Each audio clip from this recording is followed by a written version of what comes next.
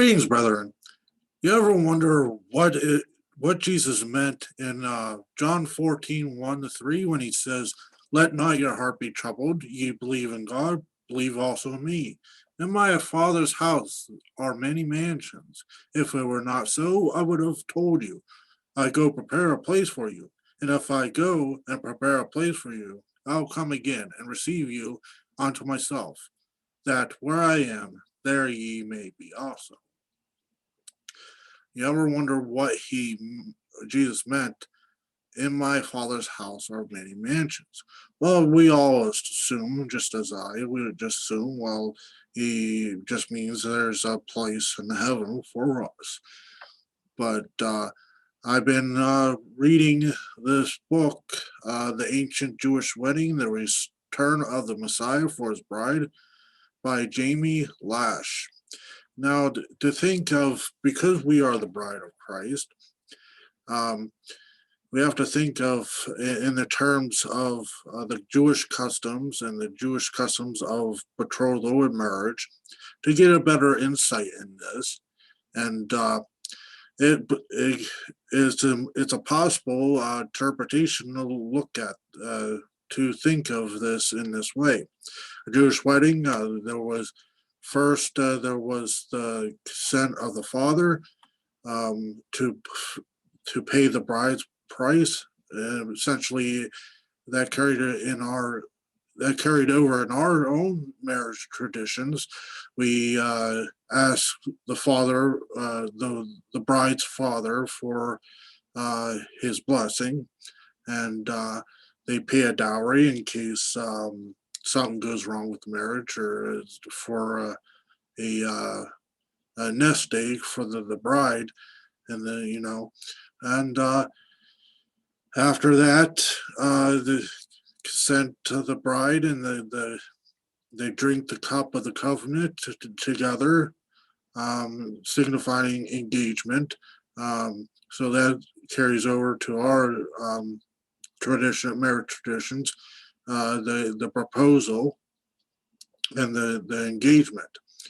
The so So next, the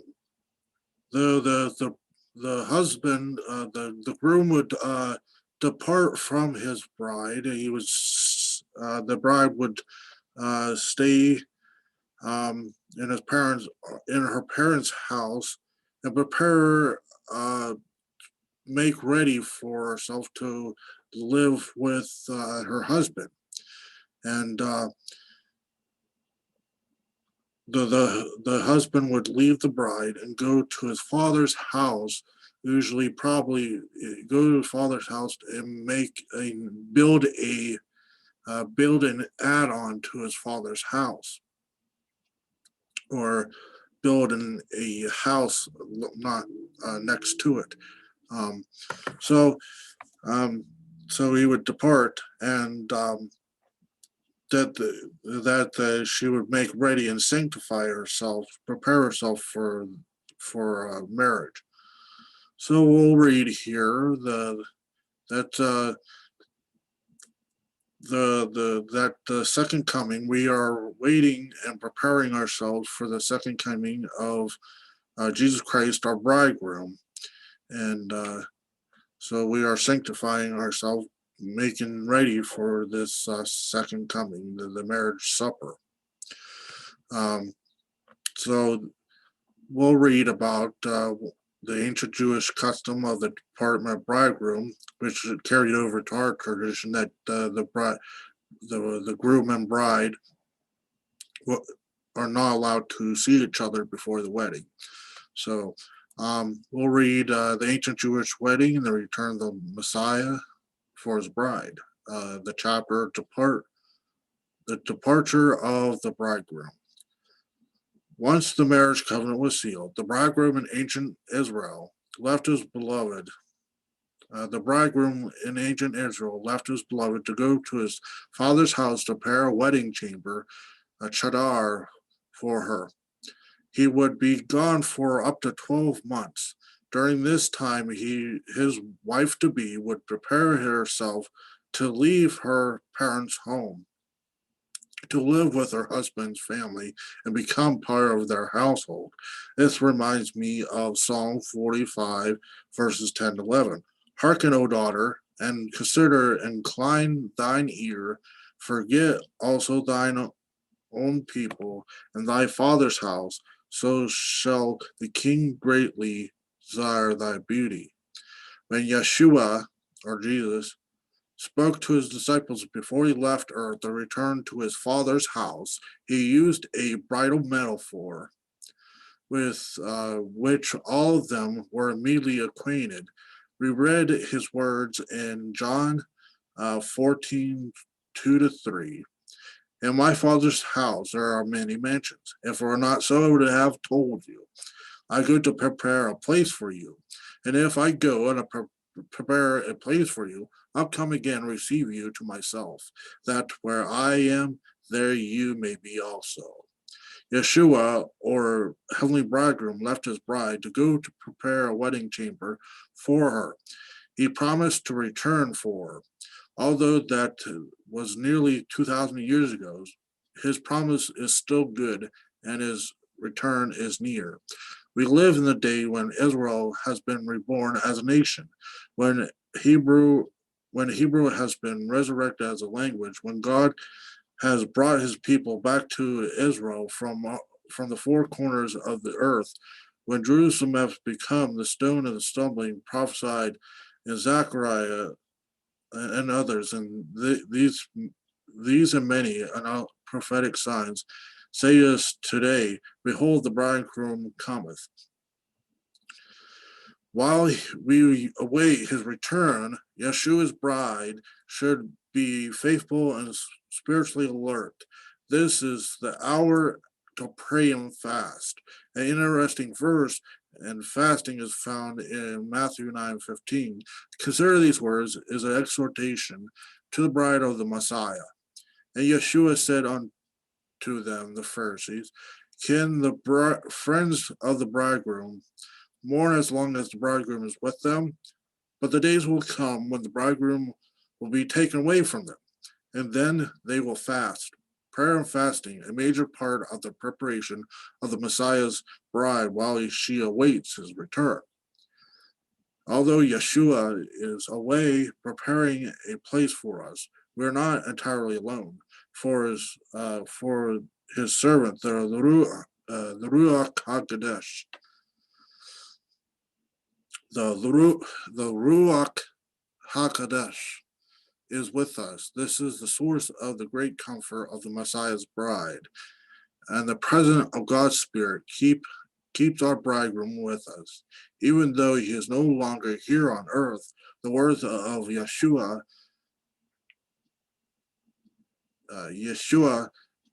keeps our bridegroom, spoken just prior to his departure, gladden the hearts of his bride. It is your advantage that I go away. For if I do not go away, the helper will not come to you. But if I depart, I'll send him to you. When the Spirit of truth has come, he'll guide you into all truth. For he'll not speak of his own authority, but whatever he hears, he will speak, and he will tell you things to come.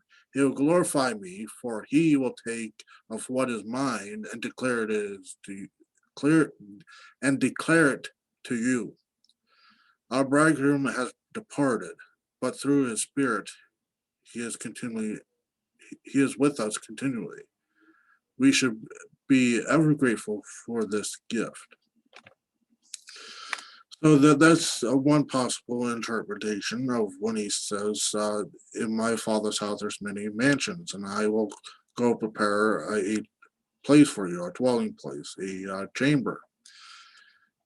That one day when the bride is done sanctifying herself, that when the times has come, the fullness of times, that the bridegroom, the second coming, will come for a bride and rapture her out. So we should stay vigilant and sanctify ourselves, just as the custom of the ancient Jewish wedding, that when the husband departed, make a dwelling place in his father's house, that the wife should stay faithful to the promise, the betrothal,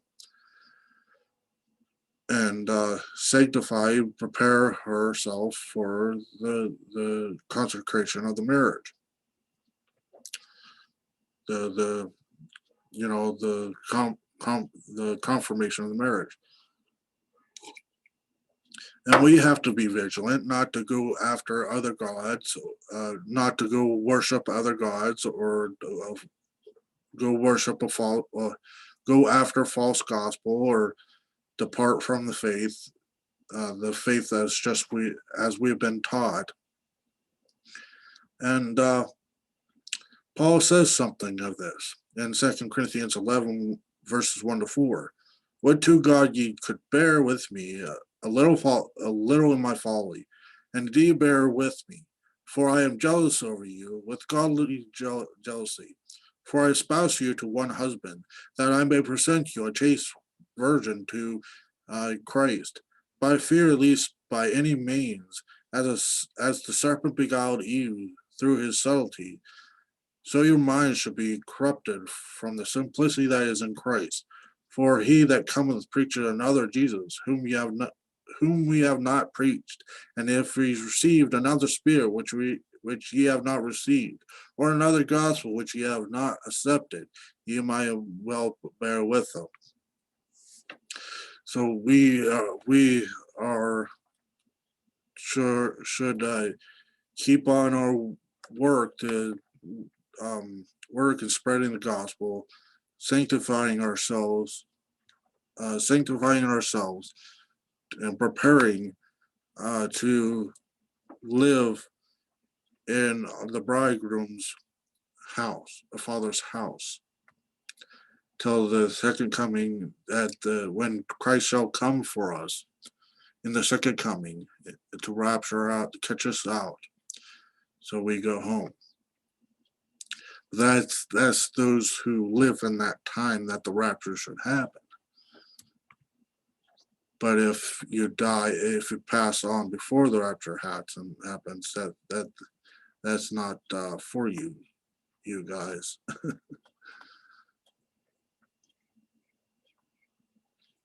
But this is interesting. This is possible thinking of this